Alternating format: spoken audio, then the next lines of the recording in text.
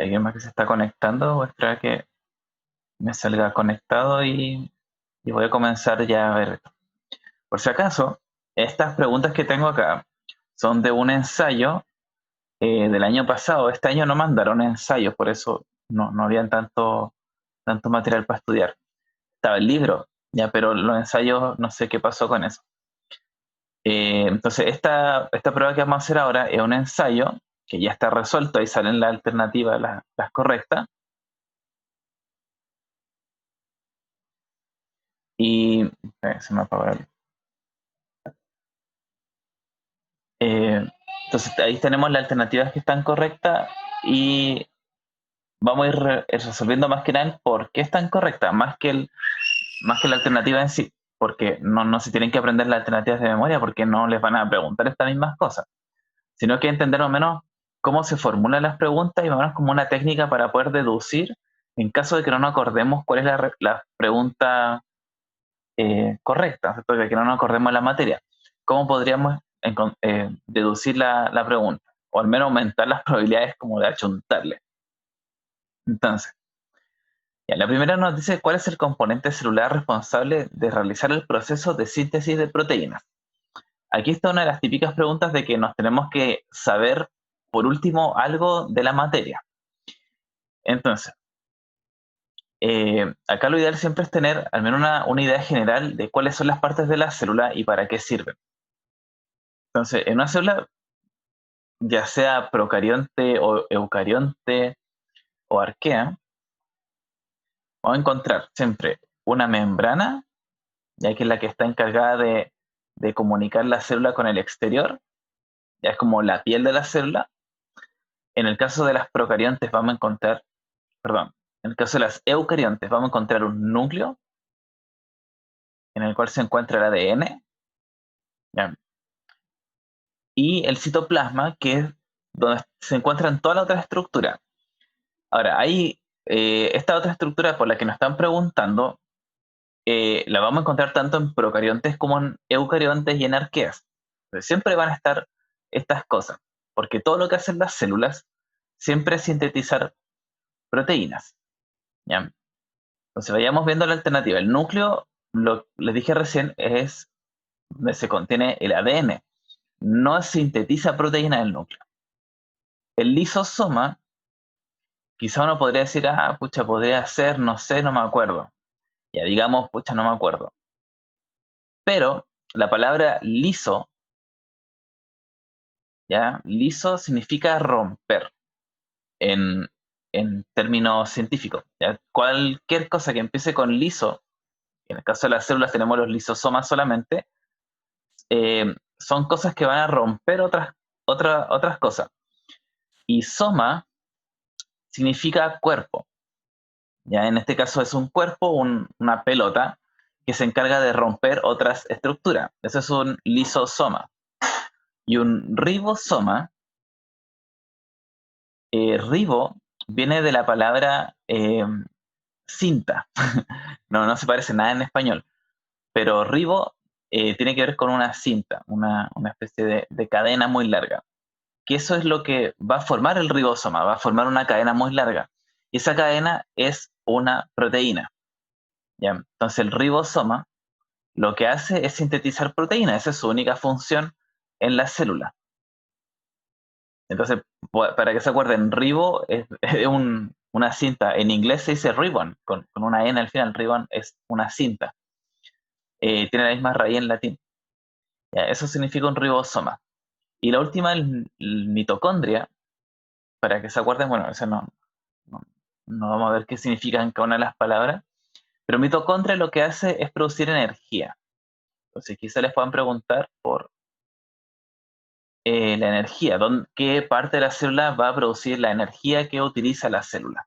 ¿Ya? Entonces, esas son las funciones de los organelos que tenemos en la célula. Ahora, obviamente, la idea es que se repasen a grandes rasgos, o sea, no es necesario que se aprendan todo de memoria, qué hace cada parte de la célula. En uno de los videos yo les puse una imagen en donde sale como un resumen, sale cada parte en una diapositiva, ¿cierto? Sale cada estructura y yo les voy explicando para qué sirven. Entonces, busquen ese video. Voy a buscarlo al tiro. Aquí, la célula. En este video, sí, yo les cuento más o menos justamente acá. Estoy yo, acá mismo. Me está un poquito lento el internet como está una llama, pero ya en ese video es donde está justamente esta materia. Entonces, para que vean cuáles son las partes de la célula y revisen en qué consiste cada una de ellas. Acá están. ¿Ya? El ribosoma, los centriolos, los lisosomas, el citoesqueleto, la mitocondria, los plastidios, la vacuola, el núcleo. ¿Ya? Eso. Vayamos viendo la otra. No, acá. La otra pregunta.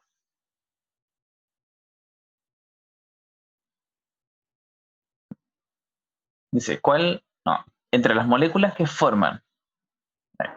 Entre las moléculas que forman parte de una célula se encuentran los lípidos o grasas.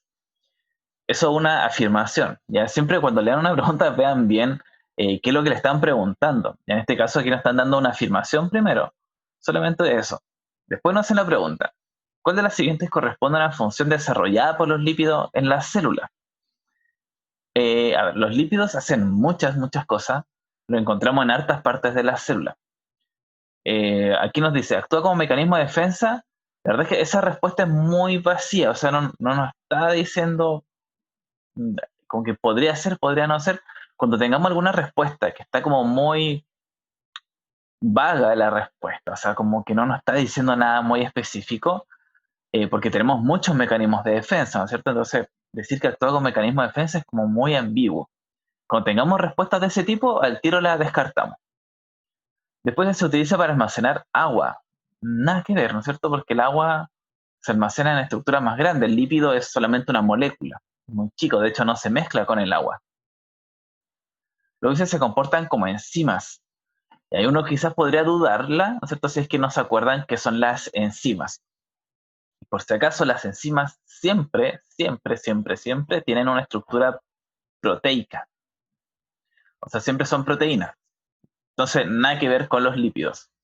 Entonces, ya por descarte, podríamos decir que son fuente de energía.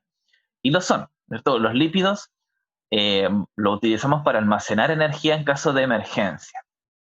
Y van a hacer otras funciones más, por ejemplo, pueden ser hormonas, le dan soporte a las células, le dan la forma a la célula, eh, bueno, y otras, y tienes más, las utilizan para comunicarse las células, bueno, hay muchas otras eh, funciones que cumplen.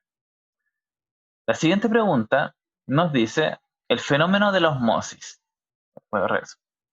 El fenómeno de la osmosis permite a las células adecuarse a la concentración del medio en que se encuentran. ¿En qué consiste la osmosis?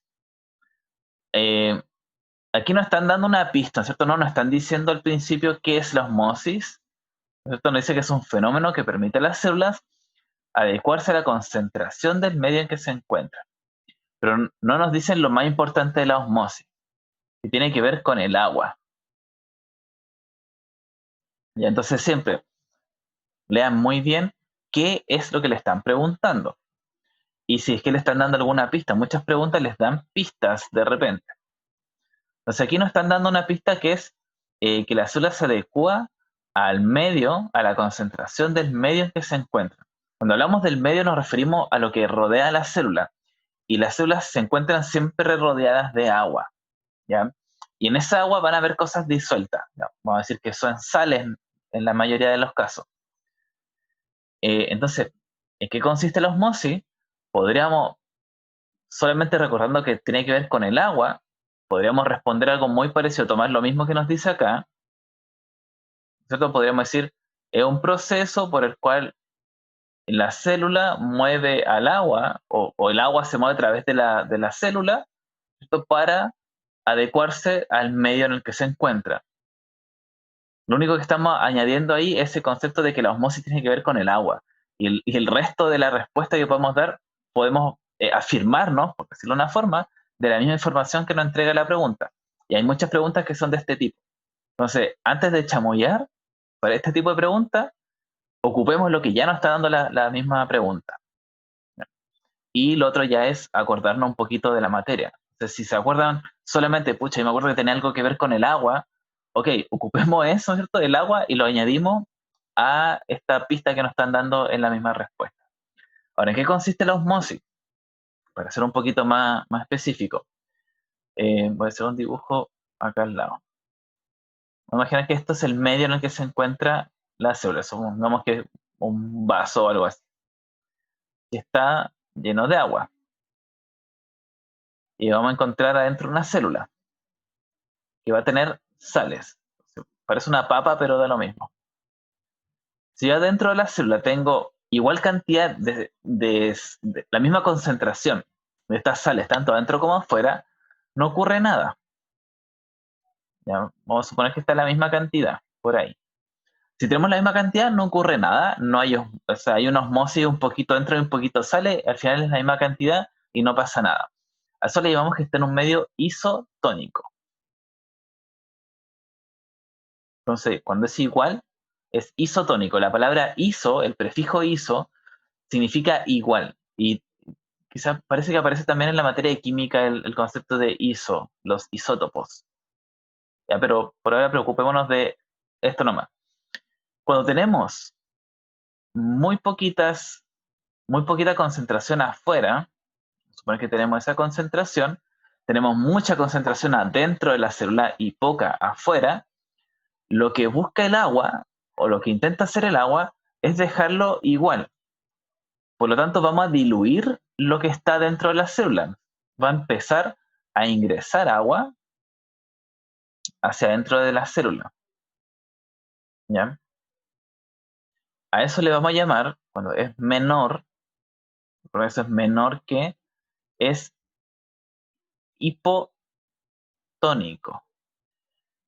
Si no se acuerdan cuál es cuál, hipo, recuerden los hipopótamos se llaman así porque viven abajo del agua. Entonces, hipo es de baja cantidad de agua, o sea, la célula tiene poca agua, ya eso significa que es hipotónico, tiene poca agua dentro, entonces el agua va a ingresar a la célula. ¿Qué pasa cuando ingresa mucha agua a la célula? Se empieza a hinchar y puede reventarse. Eso se llama crenación. La crenación, no, perdón, la creación es la anterior, es plasmólisis. Aunque no creo que les vayan a preguntar esos nombres, pero igual es bueno que los sepan. También lo mencionó en el video, están en una imagen. Ya la plasmólisis es como que explota la célula, se revienta, igual que un globo que lo inflamos mucho. Si tenemos el caso contrario, en que adentro de la célula tenemos pocos solutos y afuera de la célula, en el medio, tenemos muchos solutos, entonces el agua va a diluir las sales que están afuera, ¿no es cierto?, en el medio. Por lo tanto, deberíamos esperar que el agua salga ahora de la célula y la célula se empieza a secar. Es como una pasa. Literalmente es lo que le hacemos a las pasas. A las pasas le echan sal encima y jugo de limón. Entonces le agregamos sal afuera y el agua comienza a salir. Esto lo pueden hacer ustedes en su casa, pueden pescar cualquier vegetal, le echan sal encima y van a ver que esa sal empiezan a aparecer gotitas encima del vegetal. Es porque está ocurriendo este proceso. Entonces, cuando tenemos mayor cantidad de solutos afuera de la célula, decimos que es un medio hipertónico. Hiper es de mucho, está muy alto el tono, la cantidad de solutos que hay afuera, y el agua va a salir, y ahí sí ocurre la crenación, que es cuando la célula se chupa, ¿no es cierto? Se queda como una pasa y pierde todo el agua. No siempre se mueren, ya pueden sobrevivir a ese proceso las células, a diferencia de la plasmólisis que explotan. Eso. Así que espero que hayan tomado algún apunte. En todo caso, esto, les repito, está en la imagen, es mucho más ordenado, más bonito en uno de los videos. Creo que el mismo que les mostré recién. Ahí sí. Ya esta es la siguiente página. Ahora les vuelvo a repetir. Lo que estamos haciendo acá es solamente a modo de entender cómo funcionan las preguntas eh, para que podamos deducir de alguna forma podemos deducir un poco a veces la respuesta en el caso de que se nos olvide la materia. Pero de todas formas, le estoy indicando dónde se encuentra la materia, ¿cierto? Para que puedan estudiar después. Ya, la siguiente pregunta nos dice, ¿qué consecuencia ambiental ha tenido el uso de combustibles fósiles como el petróleo? Cuando vimos la parte del petróleo, ¿no es cierto? Le dije que hay muchas cosas que siempre preguntan sobre el petróleo. Sí, casi siempre aparecen este tipo de preguntas sobre los efectos que tienen las actividades del hombre sobre el medio ambiente. Y en el caso del petróleo, o sea, de la materia esta del petróleo, casi siempre aparece alguna pregunta relacionada al uso del petróleo. Entonces nos dice, vayamos viendo la alternativa, ¿cierto? Para ver si es que podemos deducir la respuesta correcta. La primera nos dice, muchos alimentos de origen vegetal se han vuelto tóxicos para el ser humano. Ya uno podría decir, si se contamina todo, entonces podrían contaminarse los alimentos, ya podría ser, pero casi siempre piensen en algo que sea lo más directo posible. O sea, si yo digo, como ya, si yo quemo combustible, se va a contaminar el aire, se contamina el aire, va a contaminar el agua, entonces esa agua va a contaminar después los cultivos. Son como muchos pasos. Entonces, en esos casos en que podríamos como ligarlo así como muy imaginándonos que hay muchos procesos entre medio, esos son como respuestas más, o sea, alternativas más como para confundirnos.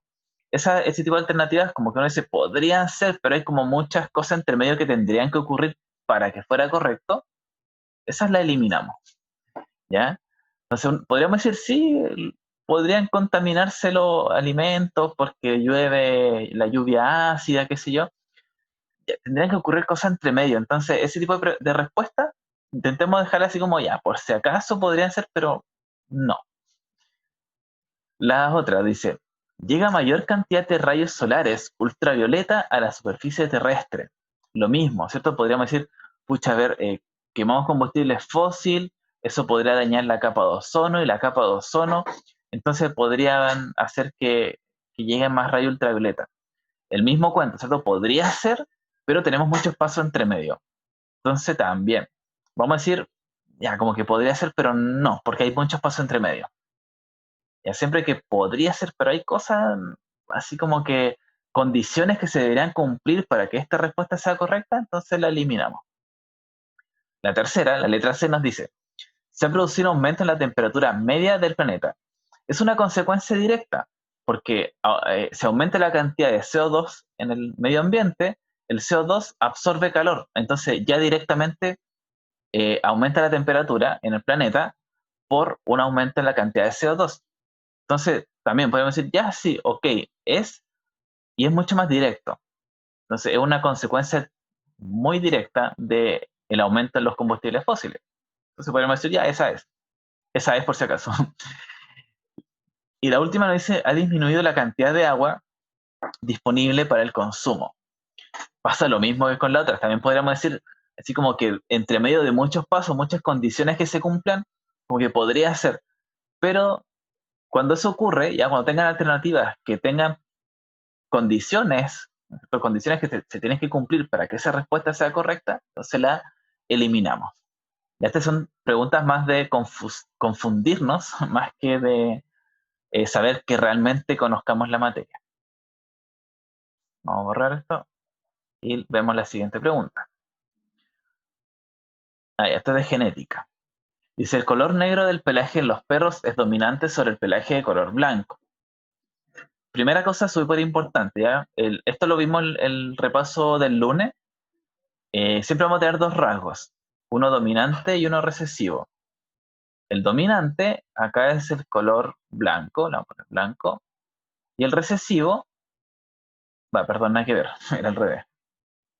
El color negro es el dominante y el color blanco es el recesivo. Siempre que les empiecen a dar información de un ejercicio, anótenlo. Primero siempre la pregunta completa, la alternativa incluso, y después lo comiencen a pensar, no se apuren. No lo hagan como yo lo estoy diciendo ahora. Después nos dice, al cruzar un perro de pelaje negro homocigoto con un perro de pelaje blanco, ¿cuál será la proporción fenotípica de su descendencia? Y aquí nos tenemos que saber un poco la materia de genética.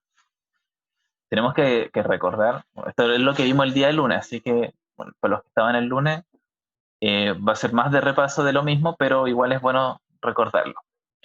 Cuando hablamos de homocigoto, la palabra homo significa igual. Entonces eso quiere decir que tenemos sus dos cigotos que van a ser iguales. Y nos dice que es de color negro. Por lo tanto, vamos a decir que tiene ambos cigotos, o sea, ambos gametos van a ser, los voy a poner con letra mayúscula porque la nomenclatura que deberíamos usar es del rasgo dominante, en mayúscula. Eso quiere decir que es homocigoto dominante, o sea que las dos posibilidades que tiene de producir sus gametos, ambos van a ser con el rasgo dominante. Dice que se va a cruzar con un perro de pelaje blanco. Como el pelaje blanco es recesivo, sí o sí va a ser homocigoto recesivo. ¿Ya? Entonces nos va a dar esta tabla de cruza. Como son iguales, no es necesario hacer cada cruza. O sea, tenemos aquí un dominante con un dominante con un recesivo, y se va a repetir lo mismo, un dominante con un recesivo, un dominante con un recesivo. Eso quiere decir que el 100%, o sea, las cuatro combinaciones son las mismas. Entonces, en el fondo siempre nos va a dar el mismo resultado, que va a ser un 100% heterocigoto. No me alcanza a escribirlo.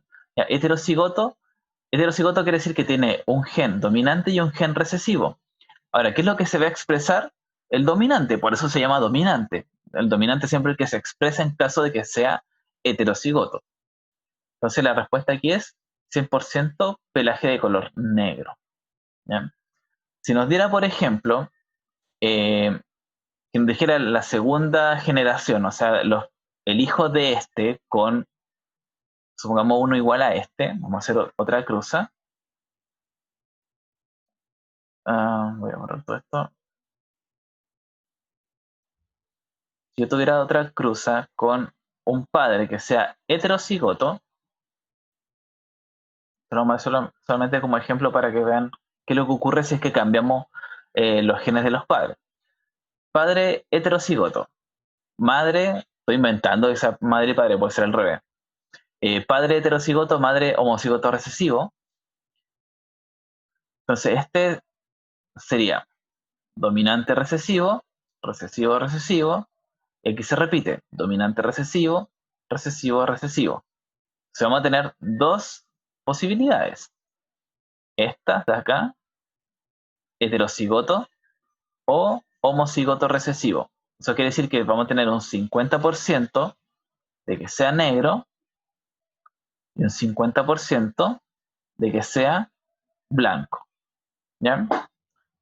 Aquí nos tenemos que acordar nomás cómo funciona el tema de la genética. Ya están las leyes de la genética. Hay una diapositiva, o sea, en uno de los videos que habló de Mendel, sale una lista con todas las leyes de la genética que es como en forma escrita nomás lo mismo que le acabo de explicar ahora. Eso. Voy a borrar esto. Y alcanzamos a ver esta última si tenemos tiempo. Dice, ¿cómo se llama la transformación de agua sólida en agua líquida? Esta es una de las preguntas como más fáciles. Vamos a recordar todos los pasos, las transformaciones de la materia. Nosotros tenemos principalmente tres estados de la materia. El sólido, tenemos el sólido, el líquido, solamente líquido, y el gas, y el gaseoso. Y vamos a tener nombres para todos los pasos de una etapa a otra, de sólido a líquido, de líquido a gas, de sólido a gas, también puede ser eso, de gas a líquido, de líquido a sólido, y también podemos pasar de gas a sólido. Son súper raras las cosas que hacen eso, pero existe la posibilidad. Cuando pasamos de sólido a líquido,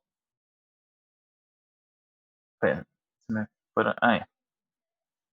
cuando pasamos de sólido a líquido, que es lo que nos están preguntando acá, se llama fusión. Cuando tenemos de líquido a gas es la evaporación. Evaporación. Ya, eso les vamos a llamar transformaciones progresivas. ya sea que está aumentando la cantidad de energía. En este caso, de sólido a líquido y a gas, vamos a tener un aumento de energía. Eso también he visto que lo preguntan de repente. ¿Cuál tiene más energía, si un sólido o un gas? Ya siempre el gas va a tener más energía, el líquido tiene más energía que un sólido y el sólido son los que tienen menos energía. Cuando tenemos un cambio regresivo, o sea que nos devolvemos o perdemos energía de gas a líquido, eso es una condensación, que es la que está ahí, y de líquido a sólido, eso es una solidificación. Solidificación. Y cuando pasamos de sólido a gas o de gas a sólido, le llamamos una sublimación. ¿Ya? Como tenemos dos tipos de sublimación, una de sólido a gas, esta le decimos el nombre de los cambios, de los tipos de cambio cuando aumentamos la cantidad de energía. O sea, va a ser una sublimación progresiva. No se nota mucho la sub, pero bueno.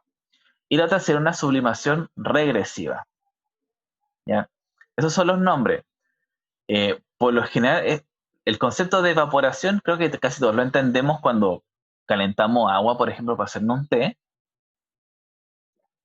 Sabemos que el agua se evapora, pero cuando se transforma de agua líquida, a vapor. Por eso se llama evaporación, porque se transforma en vapor. La condensación también quizás es como más fácil recordarnos cuando, por ejemplo, nos duchamos, ¿cierto? En la ducha con agua caliente, eh, en las paredes del baño, ¿cierto? En los espejos, de repente se condensa el agua, entonces se transforma de vapor a gotitas de agua líquida.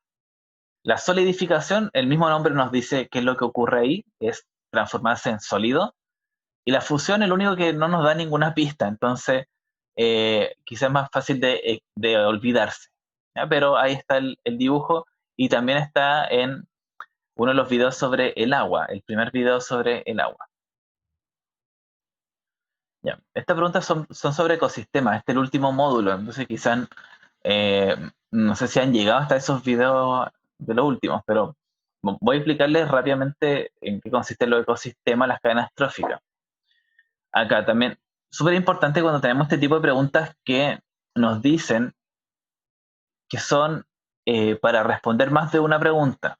Ya, por ejemplo, esta cadena trófica que está acá nos dice que es para responder la pregunta 7 y 8. Siempre lean muy bien las instrucciones, lean todo lo que sale en la prueba. No se apuren, es muy importante que lean siempre bien, porque de repente al no leer bien lo que estamos haciendo, nos genera dudas y terminamos contestando cualquier cosa. Entonces, primero, antes de leer las preguntas, analicemos un poquito esta cadena alimentaria. Tenemos primero una planta, nos sale no sé qué planta es, una manzanilla se parece, no sé. Después tenemos una mantis religiosa. Las mantis, en verdad, son depredadores, no comen plantas, pero da lo mismo.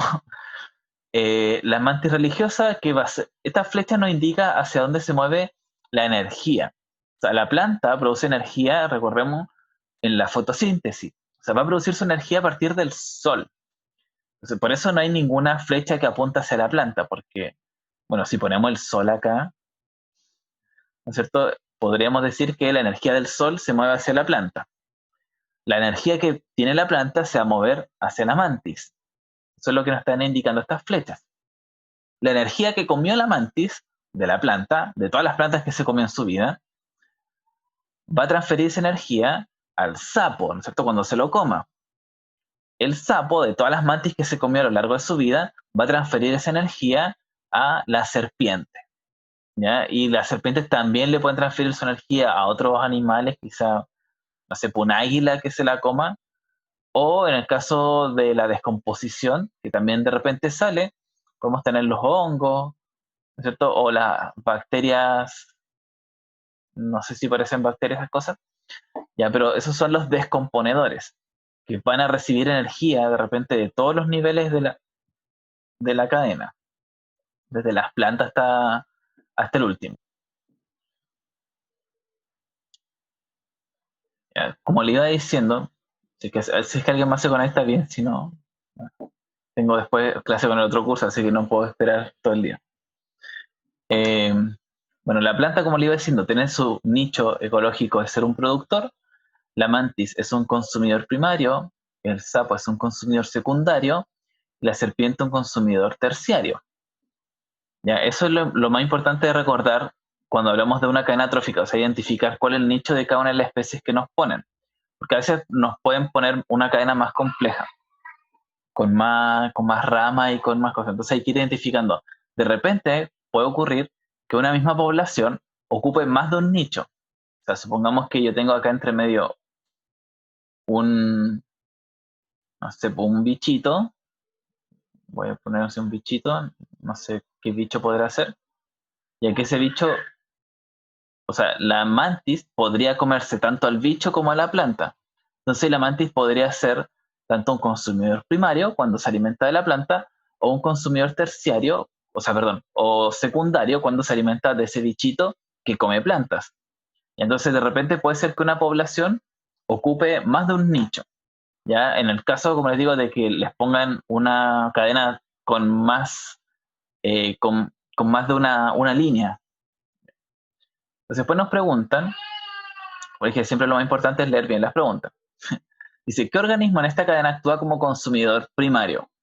Si ya tenemos todo identificado, entonces podemos saber al tiro que la mantis religiosa, al alimentarse de los productores, ya cumple el rol de consumidor primario. Siempre el primario es aquel que se alimenta de los productores. Si nos ponen, por ejemplo, un ecosistema acuático que no hay plantas, lo más seguro es que van a haber algas. Entonces hay que buscar cuál es el que se come al alga.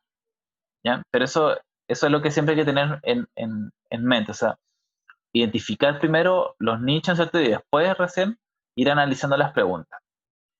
Luego nos dice, explique qué sucedería si se mueren todos los sapos de este ecosistema. Escriba su respuesta a continuación. Ya, acá hay dos cosas que ocurrirían. Bueno, primero se mueren los sapos, ¿no es cierto? ¿Qué pasa? Ya, lo primero es que se eliminaría esta población, ¿cierto? No, no la tenemos más. ¿Qué ocurre al desaparecer esto? Como tenemos tres especies más, entonces podríamos decir qué es lo que ocurriría con cada una de estas poblaciones. Vayamos viendo la que se vería afectada directamente. La mantis religiosa, como no tiene ningún depredador, entonces no va a haber nadie que coma mantis religiosa. Si nadie se come las mantis religiosas, entonces lo primero es que aumentaría la población de mantis. Vamos a poner solamente esa flecha hacia arriba, es que aumenta la población de mantis. Si aumenta la población de mantis, tenemos muchas mantis religiosas, nadie se la está comiendo, entonces es muy probable que acaben con todo su alimento. Entonces lo otro que podría ocurrir es que las plantas disminuyen, entonces la población de plantas. Y también tenemos por el otro lado las serpientes, que supongamos que las serpientes se comieron todos los sapos que encontraron, entonces se quedaron sin sapos. La serpiente, si no encuentra otro alimento, entonces se morirían de hambre y también disminuiría la población de serpientes. ¿Ya? Ahora, podríamos aventurarnos, así como a decir cosas más en el futuro todavía, y decir que si las mantis se comen todas las plantas, entonces a futuro las mantis no tendrían alimento, entonces también se terminarían por disminuir las mantis. Y finalmente, este ecosistema colapsaría, desaparecerían todas las especies, que es lo que está ocurriendo en muchas partes del planeta. ¿Ya? Eso es para ir, más que para que se acuerden de esta materia, es para que entiendan el razonamiento detrás de contestar las preguntas. ¿Ya? Ya esta última es otra materia nada que ver, pero voy a mencionarlas rápidamente. Dice qué acción realiza el ser humano, qué acción realizada por el ser humano ha contribuido al adelgazamiento de la capa de ozono de la atmósfera. De un ejemplo y escríbalo a continuación. Hay muchas cosas que el ser humano ha hecho para que se disminuya la capa de ozono. Quizá la más fácil de recordar, como la capa de ozono es un gas, es la liberación de gases contaminantes. Ya eso les va a dar algún puntaje. Entonces, eh, cuando hablamos de acciones que ha hecho el hombre, hay muchas, pero lo principal es piensen, ¿cómo yo afecto directamente eso? O sea, si supongamos que les preguntan por qué acción ha hecho el hombre para que se derritan los polos. Entonces pensemos qué cosa directamente ha contribuido a que se adelgacen, en este caso la capa de ozono, o para que se derritan los polos, o para que, no sé, se seque un río. Y siempre pensemos en algo lo más directo posible. Casi siempre, al menos en casi todas las cosas que tienen que ver con el cambio climático, es la liberación de CO2. O sea, ese es como el comodín. O sea, pongan, eh, no sé, por aquí quemar combustible y liberar CO2. Ya esa acción ha disminuido la capa de ozono. Entonces, como el comodín para todas estas preguntas que son como del medio ambiente, como qué cosa ha hecho el hombre para destruir el medio ambiente, liberar CO2. Sí, déjenlo ahí como comodín. ¿Ya? Y ya lo demás, hay cosas más puntuales que pueden poner, pero casi siempre nos va a ayudar esa respuesta. ¿Ya? Así que por ahora vamos a ver hasta eso. Como les digo, la idea de este repaso, tanto ver como materia, es ver un poco cuál es el razonamiento detrás de las preguntas. ¿Ya? Así que espero que le haya servido. El lunes tenemos el último reforzamiento antes de la otra prueba, que el jueves creo.